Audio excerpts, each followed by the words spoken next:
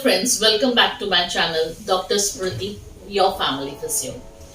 आज हम बात करने वाले हैं ऐसी कुछ एक्सरसाइजेस के बारे में जो आप घर पे भी कर सकते हैं अगर आपको टेनिस एल्बो ये तकलीफ है। सो फ्रेंड्स, टेनिस एल्बो या लैटरल एपिकॉन्डिलाइटिस ये बहुत कॉमन हो गया है आजकल, और ये क्या होता है मैं आपको दोबारा बताना चाहूंगी।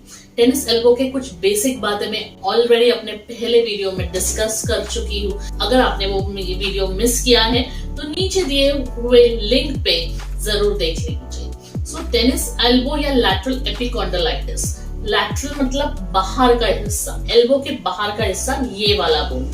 एपिकॉन्डिलाइटिस मतलब एपिकॉन्डाइल, एपिकॉन्डाइल मतलब ये बोन, इसको हम एपिकॉन्डाइल बोलते हैं। तो जब बाहर के बोन को इन्फ्लेमेशन हो तो उसको बोलते हैं एपिकॉन्डिलाइटिस, और वहां से हमारे कुछ मसल्स आते हैं जिसको हम कॉमन एक्सटेंसर्स बोलते हैं।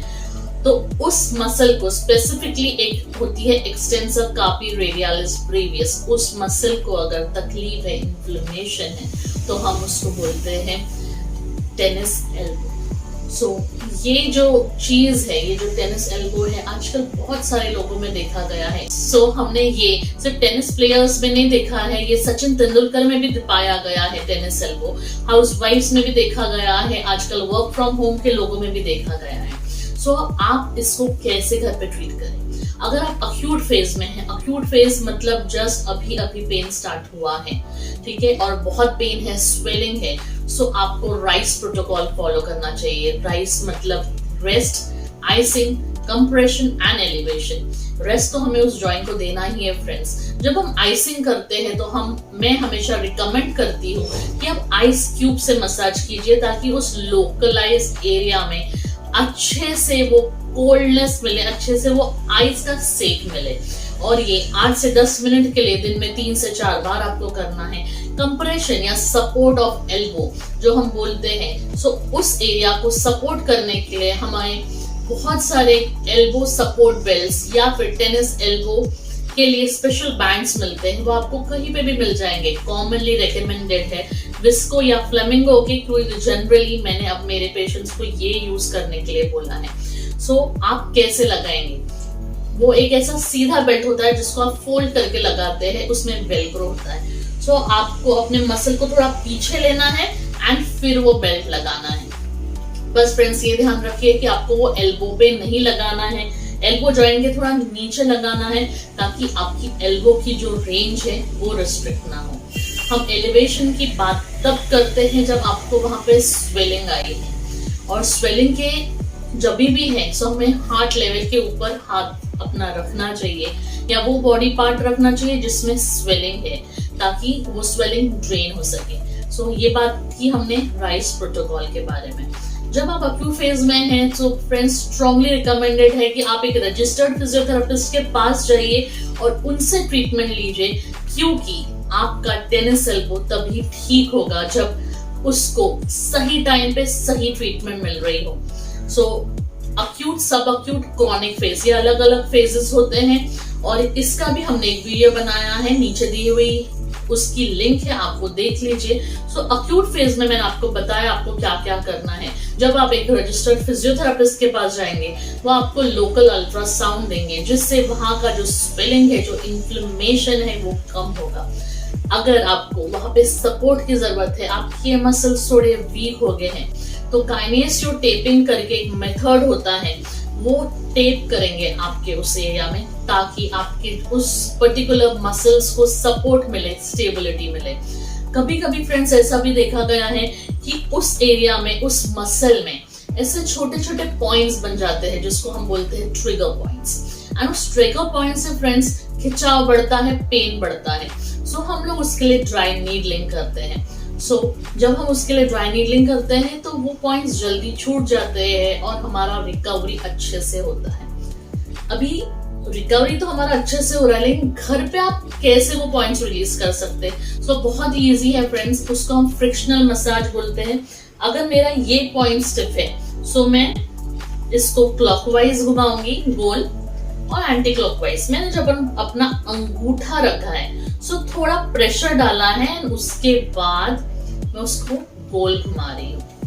या फिर एक दूसरा मेथड है, आप ये बॉल ले सकते हैं एंड उसको प्रेस कर सकते हैं। फ्रेंड्स, ये चीज आप तभी कीजिए जब आपके फिजियोथेरेपिस्ट आपको ये रिकमेंड करते हैं, बिकॉज जो बॉल का टेक्निक अगर आपने गलत किया तो आपका पेन भी बढ़ सकता है।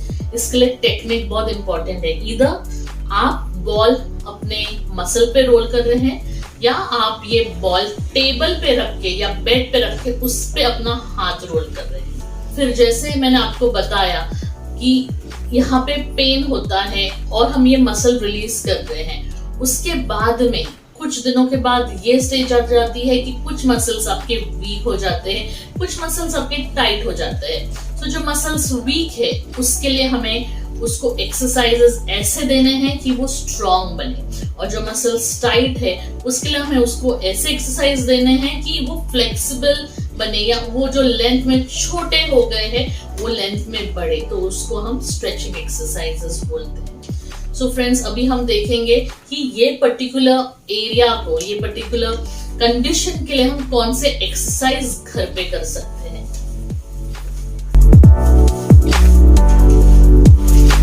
सो उसके लिए आप एक घर पे डंबल ले सकते हैं। घर पे नहीं है डंबल, कोई प्रॉब्लम नहीं फ्रेंड्स, आप डेफिनेटली बॉटल तो होंगी ही अपने घर पे, तो वहां पे वो आप ले सकते हैं। और आपको डंबल को नीचे से पकड़ना है, बीच में नहीं पकड़ना है। उसका भी एक रीजन है, क्योंकि मैं पूरा मेरा वेट इस साइड में दे रही हूँ, और जब मैं ये उठाने की कोशिश कर रही हूँ तो मेरे ये वाले मसल्स का एक कॉन्ट्रैक्शन हो रहा है जो कंट्रोल में काम आता है, उसको हम इसेंट्रिक कॉन्ट्रैक्शन बोलते हैं। सो अगर आप मेरे मसल्स देखेंगे, सो आपको ये मसल्स दिख रहे होंगे कि कैसे ये वर्क कर रहे हैं। मैं नीचे लेके जाऊंगी डंबल एंड धीरे ही सीधा। सो ऐसे आपको तो स्टार्ट में 5 से 7 बार रिपीट करना है। सो ये एक एक्सरसाइज हो गई। ये आप थेराबैंड के साथ भी कर सकते हैं। इजी वे है कि आप एक बॉटल लीजिए घर पे और उससे कीजिए। सेकेंड है कि मैं अपने रिस्ट की मूवमेंट, जैसे हम देखते हैं टेनिस एल्बो में कोई भी रिस्ट की मूवमेंट पेनफुल होती है।